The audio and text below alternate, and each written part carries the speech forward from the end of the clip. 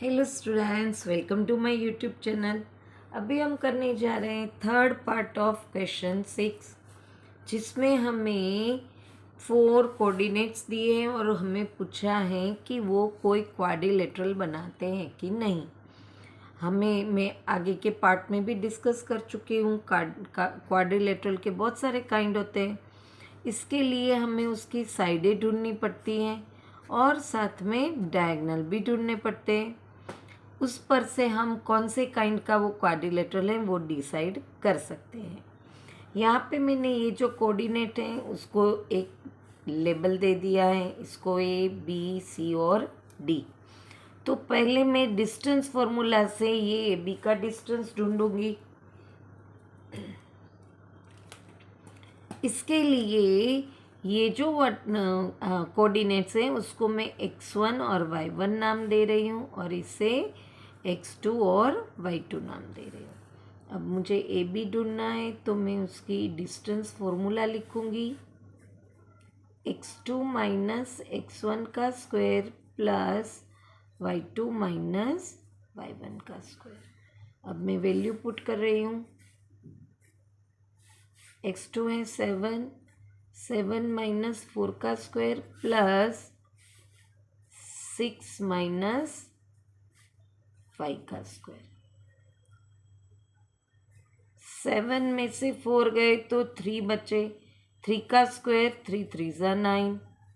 6 में से 5 गए तो 1 बचे और 1 का स्क्वायर तो 1 ही होता है। तो हमें ए बी की वैल्यू मिली 9 + 1 10√10। अब हम बी सी की वैल्यू ढूंढेंगे। तो मैंने यहाँ पे बी को x2 y2 रखा है तो ऐसा ही रखूँगी। मैं सी की वैल्यू को x1 y1 कह दूँगी। अब मैं इन दोनों का बी सी ढूंढने के लिए वैल्यू करूँगी। यहाँ पे मैंने फॉर्मूला लिखी है तो मैं वापस नहीं लिखूँगी तो चलेगा।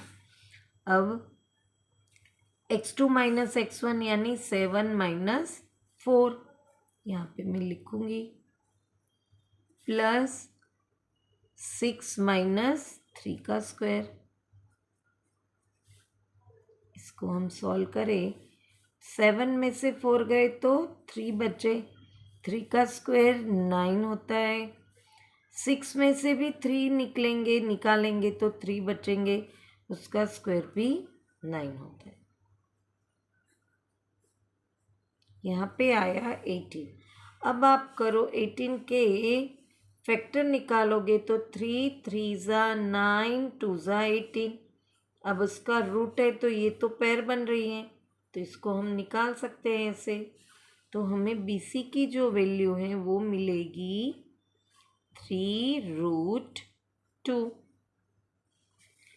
अब हम निकालेंगे सी डी की वैल्यू। अब मैंने सी के कोऑर्डिनेट्स जो हैं उसे x1 y1 दिया है तो इसको मैं x2 y2 दे देती हूँ। यहाँ पे मैं ढूंढती हूँ, फॉर्मूला नहीं लिख रही हूँ, डायरेक्टली मैं वैल्यू पुट कर रही हूँ। ये x2 है तो 1 माइनस 4 का स्क्वायर प्लस 2 माइनस 3 का स्क्वायर। सॉल्व करेंगे तो 1 प्लस है, ये माइनस है तो plus minus minus bigger number की साइन।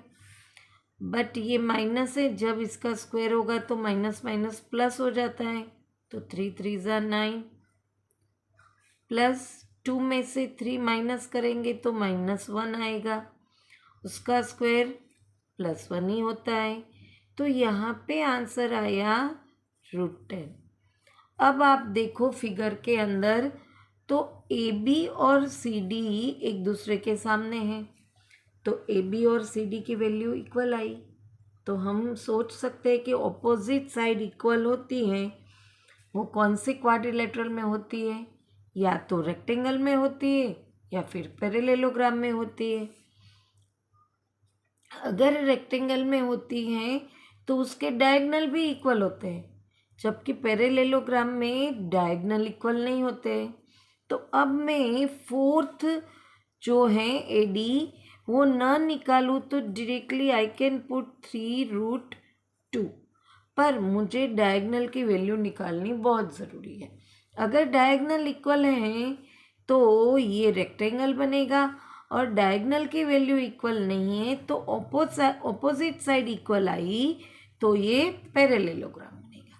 तो अब मैं AC की वैल्यू निकालूंगी। AC ये एक डायगनल है जिसमें A है x1 y1, तो मैं C को x2 y2 कह दूंगी और मैं उसकी वैल्यू पुट करूंगी। 4 - 4 का स्क्वायर प्लस 3 - 5 का स्क्वायर। अब हम इसे सॉल्व करेंगे तो यहाँ पे तो ज़ीरो ही रहेगा, plus minus minus bigger number की साइन तो 2 आएगा। अब उसका स्क्वायर 4 होगा।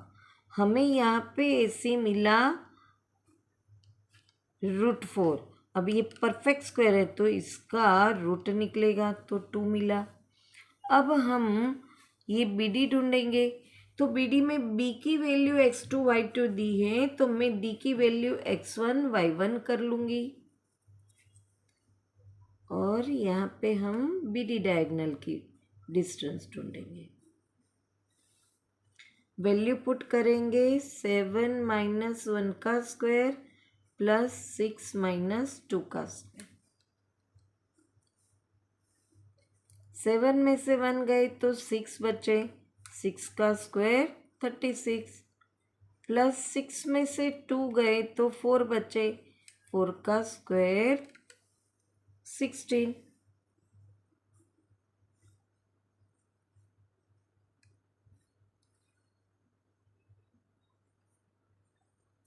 अब आप देखो तो AC और BD दोनों डायगोनल तो इक्वल नहीं है, पर यहाँ पे ऑपोजिट साइड इक्वल आई है तो क्या हम लिख सकते हैं? Opposite sides are equal, therefore these are the coordinates of parallelogram।